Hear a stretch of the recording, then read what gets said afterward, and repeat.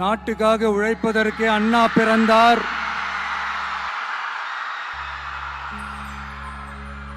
பொது நலத்தில் தானே நாள் முழுக்க கண்ணா இருந்தார் அப்படின்ட்டு எம்ஜிஆர் அவர்கள் ஒரு பாட்டு ஒன்று பாடியிருக்கிறாங்க, கேட்டிருப்பீங்க. அப்படிப்பட்ட நம்ம காஞ்சி தலைவர் அறிஞர் அண்ணா அவர்கள் பிறந்த மாவட்டம் தான் இந்த காஞ்சிபுரம் மாவட்டம்.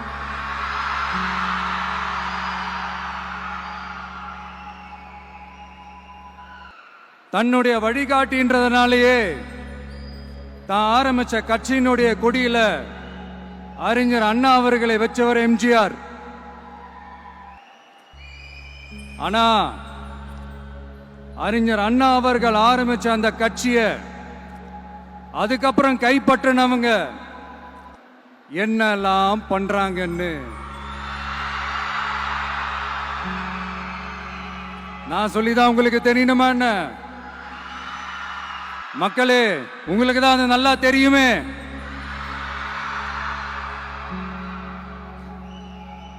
தனிப்பட்ட முறையில் எங்களுக்கும் அவங்களுக்கும் எந்த பிரச்சனையும் கிடையாதுங்க. எந்த வாய்க்கா வரப்பு தகராறுலாம் எதுவுமே கிடையாதுங்க. அப்படியே இருந்தாலும் அது நம்ம கண்டுக்கவே போறது இல்லைங்க. தனிப்பட்ட முறையில் அவங்களுக்கு வேணா நம்ம மேல வன்மத்தோட இருக்கலாங்க. ஆனா நாமெல்லாம் அப்படி கிடையவே கிடையாதுங்க. ஆனா உங்களை என்ன நம்ம எல்லாரையும் பொய் சொல்லி நம்ப வச்சு ஓட்டு போட வச்சு ஏமாத்தினாங்கல்ல,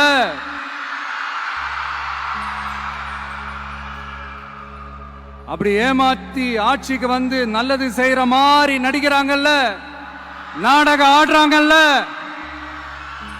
அவங்கள எப்படி நம்ம கேள்வி கேட்காம இருக்க முடியும்? அதனால அவங்கள நம்ம கேள்வி கேட்காம விட போறதே இல்லை.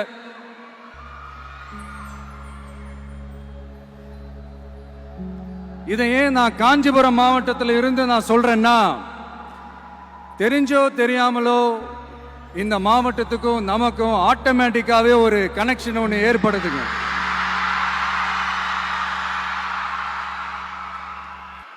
ஏன்னா நம்மளுடைய முதல் கள பயணத்தை தொடங்கினதே பரந்தூர்ல இருந்து தான். பரந்தூருக்கு போய் அந்த மண்ணில் நின்று அந்த மக்களுக்காக கேள்வி கேட்டதும் இதே அண்ணா அவர்கள் பிறந்த காஞ்சிபுரம் மாவட்டம் தான். இன்னைக்கு ஒரு பெரிய மனவேதனைக்கு அப்புறம் இந்த மக்கள் சந்திப்பு நிகழ்ச்சிக்கு வந்திருக்கிறதும் அதே அண்ணா அவர்கள் பிறந்த காஞ்சிபுரம் மாவட்டம் தான்.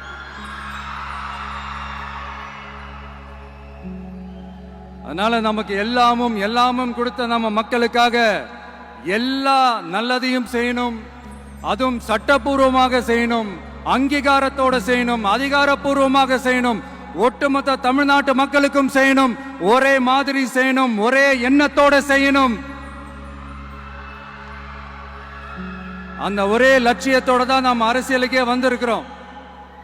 அதனாலதான் மக்களிடம் செல் அப்படின்னு சொன்ன அண்ணாவை கையில் எடுத்தோம். அவங்க சொன்ன மாதிரி மக்களை நோக்கி போறோம். ஆனா மக்களிடம் செல்னு சொன்ன அண்ணாவை மறந்தது யாரு?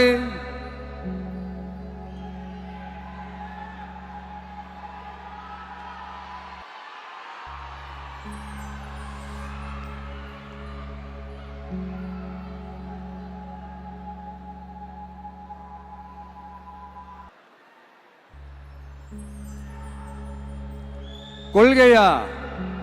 அதனப்பா கிலோ என்ன விலை என்னன்னு கேட்கிற அளவுக்கு அப்படி ஒரு கட்சியை ஒன்று நடத்திக்கிட்டு அந்த கட்சியினுடைய தலைவர் தமிழ்நாட்டு முதல்வர் சொல்றாரு, நமக்கு கொள்கை இல்லையா? எப்படி? நமக்கு கொள்கை இல்லையா? பிறப்புக்கும் எல்லா உயிருக்கும்னு ஒரு அடிப்படை கோட்பாட்டை நம்ம கட்சியினுடைய ஒரு முக்கிய கோட்பாட்டை அறிவிச்ச நமக்கு கொள்கை இல்லையா? எல்லாருக்கும் எல்லாமும் கிடைக்கணும், சமூக நீதி கிடைக்கணும், அந்த சமூக நீதி உண்மையான சமூக நீதியா இருக்கணும், சாதிவாரி கணக்கெடுப்பு நடத்தணும்னு ரொம்ப ஸ்ட்ராங்கா சொன்ன நமக்கு கொள்கை இல்லையா? CAA அறிவிச்சதுக்கு அப்புறம் அப்ப நம்ம கட்சி ஆரம்பிக்கிறதுக்கு முன்னாடியே எதிர்த்த நமக்கு கொள்கை இல்லையா? வகுப்பு சட்டத்தை எதிர்த்து உச்ச நீதிமன்றத்துக்கு முதல்ல போன நமக்கு கொள்கை இல்லையா? நீட்ட வந்தா ஒழிச்சிருவேன், நீட்ட வந்தா அழிச்சிருவேன், ஆட்சிக்கு வந்தவனே ரத்து செய்யறதே நீட்ட தான், அப்படி இப்படின்னு கதையெல்லாம் விடாம கல்விய மாநில பட்டியல சேர்க்கணும்னு சொன்னதோட மட்டும் இல்லாம அதுக்கு ஒரு இடைக்கால தீர்வை சொன்ன நமக்கு கொள்கை இல்லையா? சமத்துவம் சம வாய்ப்புன்னு ரொம்ப ஸ்ட்ராங்கா சொன்ன நமக்கு கொள்கை இல்லையா? இப்படி கொள்கையை வெறும் பேச்சில மட்டுமே பேசிக்கிட்டு எல்லா கொள்கையும் அண்டர் கிரவுண்ட்ல அடக்கி வச்சுக்கிட்டு என்னமோ இவங்களுக்கு மட்டும்தான் எல்லா கொள்கையும் குத்தகைக்கு எடுத்த மாதிரி, இவங்க கொள்கையே கொள்ளை தானே. எப்படி? இவங்க கொள்கையே கொள்ளை தானே. இதெல்லாம் மக்களுக்கு யாருக்கும் தெரியாதுன்னு நினைச்சிட்டு இருக்கீங்களா?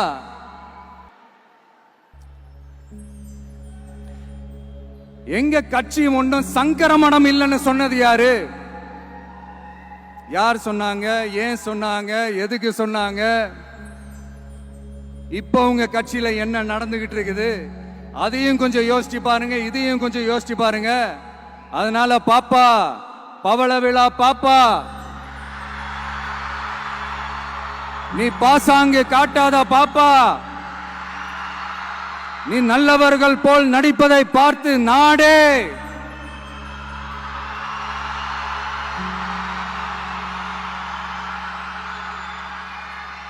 பாப்பான்னு சொன்னோம். அப்ப கூட பாத்தீங்கன்னா பாப்பான்றது ரொம்ப ஆசையா பாசமா சாஃப்டா தான் சொன்னோம். அதையே நீங்க அதிர்ச்சியா எடுத்துக்கிட்டீங்கன்னா அதுக்கு நாங்க என்ன பண்றது? அதே நீங்க விமர்சனம்னு சொன்னீங்கன்னா நாங்க என்ன பண்றது? இன்னும் நாங்க விமர்சனம் செய்ய ஸ்டார்ட் பண்ணவே இல்லையே, இன்னும் நாங்க அடிக்க ஸ்டார்ட் பண்ணவே இல்லையே, அதுக்குள்ள அலர்னா எப்படி?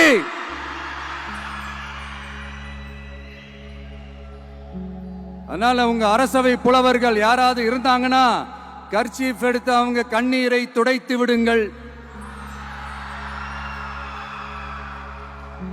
சரி, அது அவங்க பிரச்சனை, அவங்க பாத்துக்கிட்டோம். நமக்கு எப்பவுமே மக்கள் தாங்க, மக்களுடைய பிரச்சனை பத்தி பேசுறது தான். இன்னைக்கு நம்ம காஞ்சிபுரம் மாவட்டத்துக்கு வந்திருக்கிறோம். இங்க மக்கள் ஃபேஸ் பண்ற அந்த பிரச்சனையை பத்தி நம்ம பேசி ஆகணும்.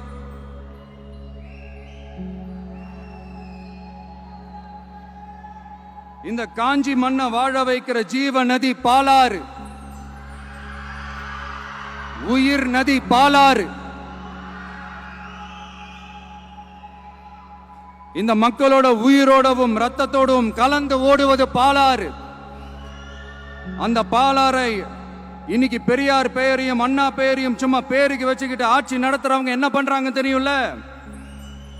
சுரண்டிட்டாங்க, கொள்ளையடிச்சிட்டாங்க, நாசம் பண்ணிட்டாங்க, மோசம் பண்ணிட்டாங்கன்னு இன்னும் என்ன வேணாலும் சொல்லலாம். ஆக மொத்தம் அழிச்சிட்டாங்க.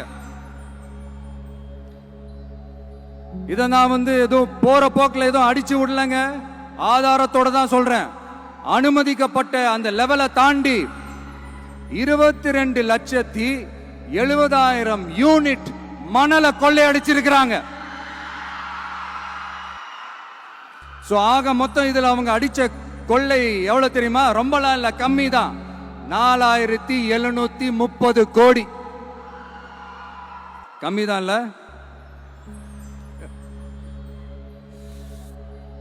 இதுக்கெல்லாம் அவங்க ஆதாரம்லாம் கேட்க முடியாது. ஏன்னா இந்த ஆதாரம்லாம் ஆல்ரெடி கோர்ட்ல இருக்குது, அமலாக்கத்துறை டிபார்ட்மெண்ட்ல இருக்குது.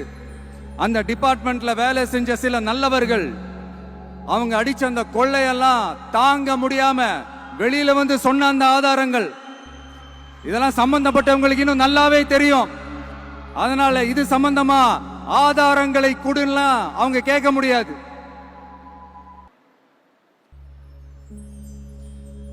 மணலை கொள்ளையடிச்சா நீர்நிலைகள் அழியும், ஏரி குளம் கண்மாய் எல்லாம் அழியும்.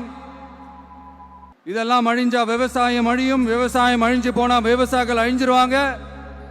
ஆக மொத்தம் நாம எல்லாரும் மொத்தமா அழிஞ்சு போக வேண்டியதுதான். இப்படி மேல இருந்து கீழே வரைக்கும் ஒரு கட்சியை சிண்டிகேட் போட்டு கொள்ளையடிக்கிறத கேள்விப்பட்டிருக்கிறீங்களா மக்களே? இதே காஞ்சிபுரத்தோட உலக பெருமை நம்ம பட்டும் கைத்தறி துணியும் அதை தயாரிச்சு கொடுக்கிற கைத்தறி நெசவாளர்களும் தான். காஞ்சிபுரம் பட்டுன்னு சொன்னா உலகத்துக்கே தெரியும். ஆனா அதை தயாரிச்சு கொடுக்கிற நெசவாளர்கள் நிலை என்ன தெரியுமா?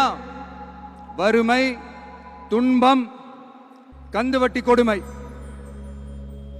பட்டு கைத்தறிக்கு கூட்டுறவு சங்கங்கள் இருக்கு, பருத்தி கைத்தறிக்கும் கூட்டுறவு சங்கங்கள் இருக்கு. சுமார் 40,000 பேர் அதில் உறுப்பினர்களா இருக்கிறாங்க. அது போக சாய தொழில், தறிப்பட்டறை தொழில் இதை நம்பி 40,000 குடும்பங்கள் இருக்கு. ஆனா அவங்களோட ஒரு நாள் கூலி எவ்வளவு தெரியுமா? வெறும் 500 ரூபா தான். அதை கொஞ்சம் அதிகப்படுத்தி கொடுங்கன்னு போராடி போராடி பார்த்து ஒன்னும் நடக்கல. இதோட அவங்க கஷ்டம் முடிஞ்சுதா? வடகிழக்கு பருவமழை அந்த 500 ரூபா கூலிக்கு வேட்டு வச்சிடுச்சு. எப்படி விவசாயிகள் டெல்டா மாவட்டங்களில் மழையால பாதிக்கப்பட்டாங்களோ, அவங்கள கண்டுக்காம எப்படி இந்த அரசாங்கம் கைவிட்டுடுச்சோ, அதே மாதிரிதான் நம்ம கைத்தறி நெசவாளர்களும் மழையால பாதிக்கப்பட்டிருக்கிறாங்க. அடுத்து இந்த காஞ்சிபுரம் மாவட்டத்தோட பஸ் ஸ்டாண்ட் 60 வருஷத்துக்கு முன்னாடி கட்டினதான். அண்ணா அவர்கள் ஆட்சிக்கு வந்தப்போ கட்டியிருப்பாங்க போல. அது இன்னும் புதுப்பிக்க கூட முடியாம கேட்டா என்ன சொல்லுவாங்க? அந்த லேண்ட் வந்து கேஸ்ல இருக்குது. இல்ல நான் கேக்குறேன், ஒரு கவர்மெண்ட்னால வேற ஒரு நல்ல இடத்தை தேர்வு செஞ்சு ஒரு பஸ் ஸ்டாண்ட் கட்டி தர முடியாதா?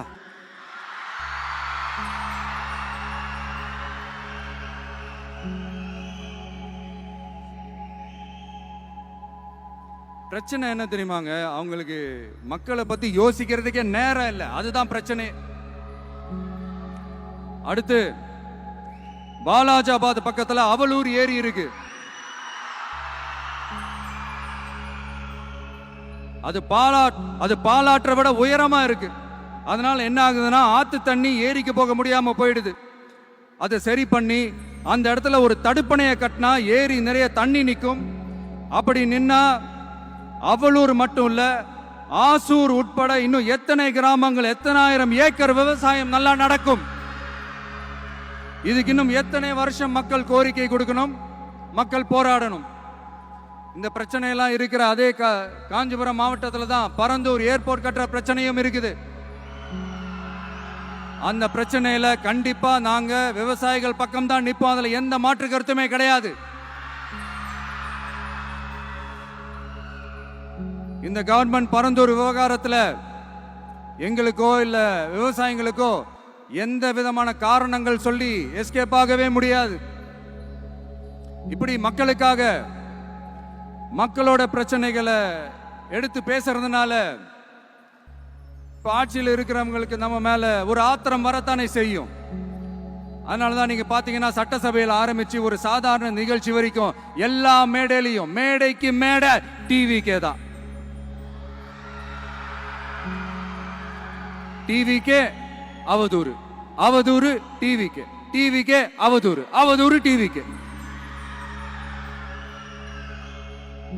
இதுக்கெல்லாம் கண்டிப்பா நாங்க பதில் சொல்லுவோம், சொல்லாமலாம் இருக்க மாட்டோம். இப்ப கூட கரூரை பத்தி பேசுவேன்னு எதிர்பார்த்திருப்பாங்க. அதை நான் கொஞ்சம் அப்புறமா பேசுறேன். பட் இப்போ நம்மளுடைய விஷன் என்னன்னு சொல்லணும்னு நான் கொஞ்சம் ஆசைப்படுறேன். நம்ம ஆட்சிக்கு வந்தா அது என்ன வந்தா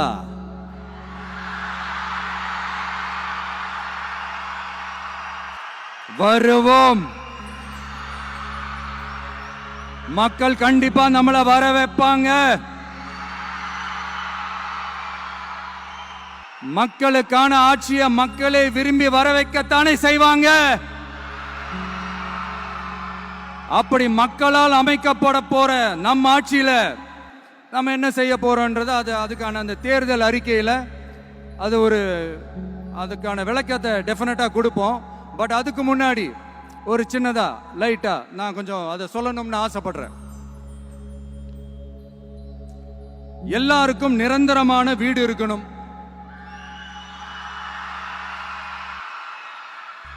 ஒவ்வொரு வீட்டுக்கும் ஒரு மோட்டார் சைக்கிள் வாகனம் உறுதியா இருக்கணும். காரும் தான் லட்சியம்.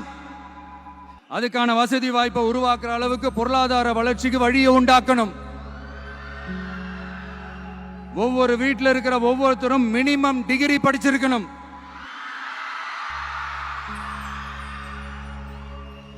ஒவ்வொரு வீட்லயும் குறைந்தபட்சம் ஒருத்தருக்கு நிரந்தர வருமானம் கிடைக்கணும். அதுக்கான வேலை வாய்ப்பை உருவாக்கணும். அதுக்கு தகுந்த மாதிரி கல்வியில பாடத்திட்டத்தில் சீர்திருத்தம் செய்யணும். கவர்மெண்ட் ஹாஸ்பிட்டல்ஸுக்கு மக்கள் எல்லாரும் பயம் இல்லாம நம்பி போற மாதிரி மாத்தணும். பருவமழை காலத்துல ஏற்படுற வெள்ளத்தால ஊரும் சரி மக்களும் சரி விவசாயமும் சரி பாதிக்கப்படாம இருக்கணும். அதுக்கு 4000 கோடி திட்டம்னு ஒரு உருட்டுனாங்களே, அந்த மாதிரி எல்லாம் எதுவும் இல்லாம உண்மையான ஒரு பாதுகாப்பு திட்டத்தை உருவாக்கணும். மீனவர்களோட, தொழிலாளர்களோட, நெசவாளர்களோட, அரசு ஊழியர்கள் மற்றும் ஆசிரியர்களோட கருத்து கேட்டு அவங்களுக்கான பாதுகாப்பு மற்றும் வளர்ச்சி திட்டங்களை உருவாக்கணும். உருவாக்குறது மட்டும் இல்ல, அதை செயல்படுத்தணும். முக்கியமா இண்டஸ்ட்ரியல் டெவலப்மெண்ட்ஸ்ல கான்சென்ட்ரேட் பண்ணணும். எல்லாத்தையும் விட ரொம்ப ரொம்ப முக்கியம், சட்டம் ஒழுங்க ரொம்ப ஸ்ட்ரிக்டா வச்சிருக்கணும். நம்மளுடைய அம்மா, அக்கா, தங்கச்சிகள், அவங்களுடைய பிள்ளைகள், குழந்தைகள் எல்லாருக்கும் பாதுகாப்பை, அதுவும் உண்மையான ஸ்ட்ராங்கான பவர்ஃபுல்லான பாதுகாப்பை உண்டாக்கணும். அண்ணா யூனிவர்சிட்டியில நடந்த அந்த பெண்ணுக்கு நடந்த அந்த பிரச்சனை மாதிரியோ, இல்ல கோவையில நடந்த அந்த கல்லூரி பெண்ணுக்கு நடந்த பிரச்சனை மாதிரியோ அதெல்லாம் நடக்க விடவே கூடாது. நம்ம வீட்டு பெண்கள் ஸ்ட்ராங்கா, பயமே இல்லாம தைரியமா இருக்கணும்.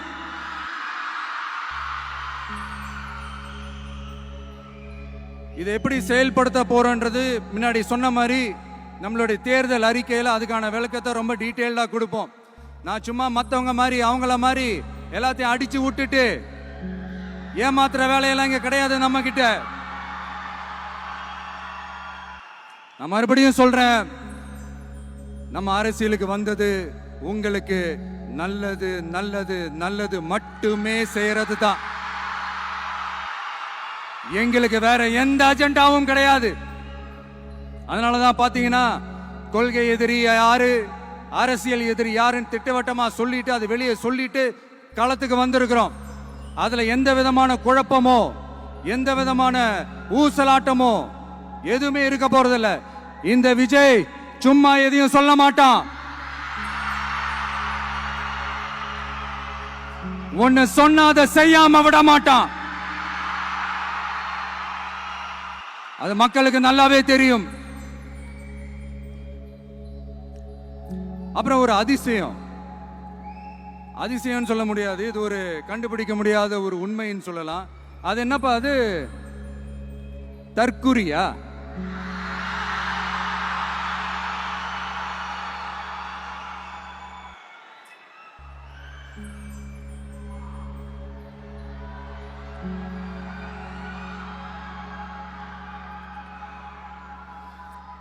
நம்ம டிவிகேக்கு சப்போர்ட் பண்ற கோடிக்கணக்கான லட்சக்கணக்கான மக்கள், நம்மளுடைய நண்பிகள், நம்மளுடைய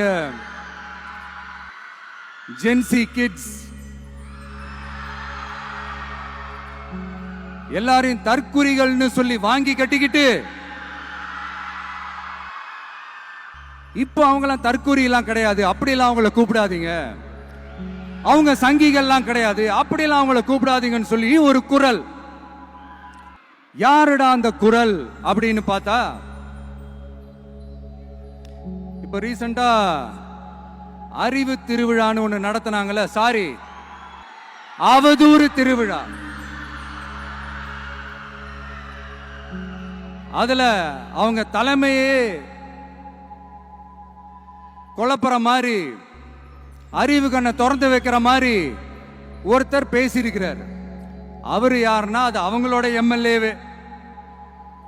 அந்த எம்எல்ஏ யாருன்னா நம்மளுடைய கொள்கை தலைவர்கள் ஒருத்தரான மக்கள் சேவகர் அஞ்சலை அம்மாளோட சொந்தக்காரர். என்னடா இது இப்படி ஆகி போச்சு, டிவிகேக்கு சப்போர்ட் பண்ற மாதிரி நம்ம கட்சியிலிருந்தே ஒரு குரல் வருதுன்னு சொல்லி தலைமையில ஃபுல்லா கன்ஃபியூஷன். அந்த கன்ஃபியூஷன் இதோட நிக்காது.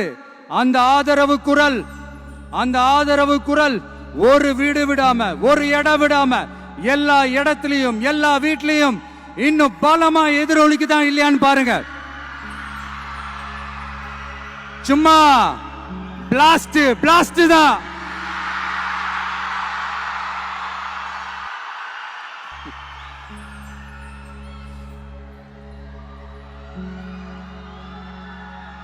இது இன்னைக்கு நேத்தெல்லாம் நடக்கலங்க. 1972லயே நடந்து முடிஞ்சிருச்சு. எப்போ எம்ஜிஆர் அவர்கள் கட்சி ஆரம்பிச்சாங்களோ அப்பவே அது ஒரு கூத்தாடி கட்சி. எப்போ எம்ஜிஆர் அவர்களுக்கு பின்னாடி அத்தனை மக்கள் திரண்டு நின்னாங்களோ அப்பவே அது ஒரு கூத்தாடி கும்பல். நடிகர் கட்சின்னு சொன்ன ஒருத்தர் அதுக்கப்புறம் எம்ஜிஆர் கூடயே போய் சேர்ந்துட்டாரு. இன்னொருத்தர் இவரெல்லாம் ஒரு ரவுண்டு தாங்க வருவாரு, ரெண்டாவது ரவுண்ட்லாம் காணாம போயிடுவாருன்னு சொல்ல இன்னொருத்தர் அதுக்கப்புறம் போய் எம்ஜிஆர் கிட்டே போய் சேர்ந்துட்டாரு. சோ இந்த மாதிரி இவங்க 2 பேர் மட்டும் இல்ல, ஒட்டுமொத்த தமிழ்நாட்டு மக்களும் எம்ஜிஆர் அவர்கள் கூட தானே போய் சேர்ந்தாங்க.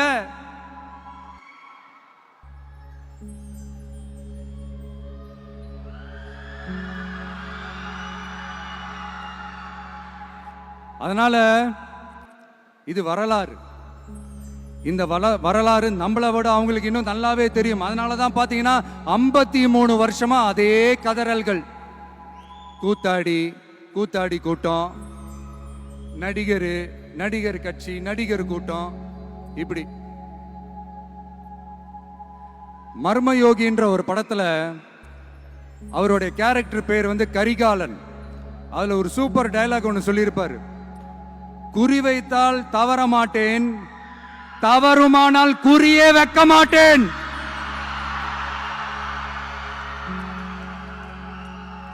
இதெல்லாம் யாருக்கு சொல்றோம், எதுக்கு சொல்றோம்னு புரிய வேண்டியவங்களுக்கு புரிஞ்சா நல்லா இருக்கும். ஏண்டா இந்த விஜய தொட்டோம்,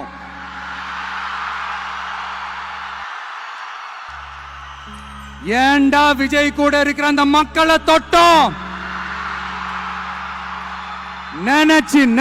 நினைச்சு ஃபீல் பண்ண போறீங்க.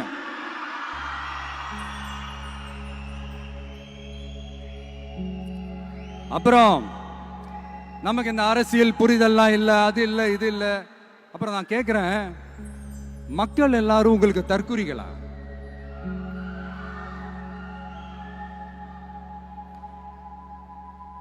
அதே மக்களோட ஓட்டு வாங்க போற நாம தற்குறிகள்னா, அப்ப இவ்வளவு நாள் அதே மக்கள் கிட்ட தானே நீங்க ஓட்டு வாங்கிட்டு இருந்தீங்க. அப்ப நீங்க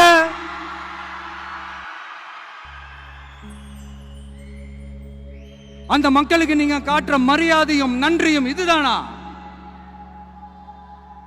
ஒண்ணு மட்டும் சொல்றேன், எழுதி வச்சுக்கோங்க. இந்த தற்குறின்னு சொல்றீங்கல்ல, இந்த தற்குறிகள்லாம் ஒன்னா சேர்ந்துதான் வாழ்நாள் பூரா விடையை கண்டுபிடிக்காத முடியாத அளவுக்கு உங்க அரசியலே ஒரு கேள்விக்குறியாக்க போறாங்க.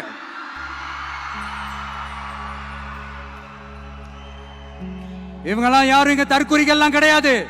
இவங்க எல்லாரும் தமிழ்நாட்டு அரசியலோட ஆச்சரியக்குறி. இவங்க எல்லாரும் தமிழ்நாட்டு அரசியலோட அந்த மாற்றத்திற்கான அறிகுறி. சும்மா லாஜிக்கே இல்லாம தற்குறி.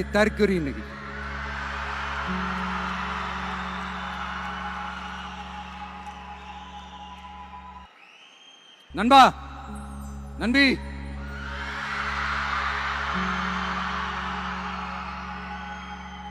எல்லா மேடையிலும் ரிப்பீட்டடா ஒரு விஷயம் நான் சொல்லுவேன்ல, இப்ப நீங்க சொல்லுங்க.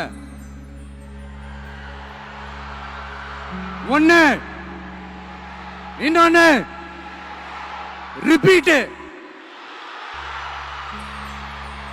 ஒன்னு, இன்னொன்னு. இந்த போட்டி எப்படி இருக்க போகுதுன்னா, மக்களோட மக்களா நிக்கிற நமக்காக மக்களே டிசைட் பண்ணி போறாங்க. My dear sir, my dear uncle,